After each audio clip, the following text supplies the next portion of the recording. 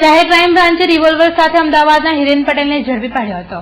DCB પોલીસે patrolling દરમિયાન બાપોદ પરિવાર ચોકડી પાસેથી અમદાવાદના હિરેન પટેલની પૂછતાછ અને તપાસ કરતા તેની પાસેથી એક રિવોલ્વર તથા ફૂટેલો કારતૂસ મળી આવ્યો હતો.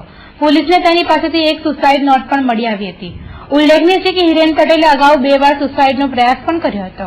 ડીસીબી પોલીસે અમદાવાદના હિરેન પટેલની રિવોલ્વર કાર સાથે અટકાયત કરી તપાસ હાથ ધરી છે.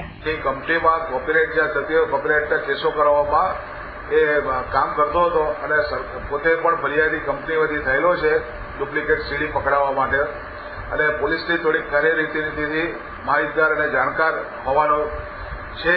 તે વ્યક્તિ પોતાની ઓલ્ટો કારમાં કયું 4 રસ્તા છે પરિવાર 4 રસ્તા પાસેથી પસાર થવાના છે અને તેની ઓલ્ટો કારમાં બોનેટમાં અંદરના ભાગે બેટરીની બાજુમાં એક દેશી બનાવટનો રિવોલ્વર છુપાવેલું છે તેવી માહિતી મળતા તેને તે જગ્યાએ રોકેલ અને બાતમી પ્રમાણે જ ખરેખર એવું હથિયાર મળી આવે છે જે તેની પાસેથી કબજે કરવામાં આવે છે.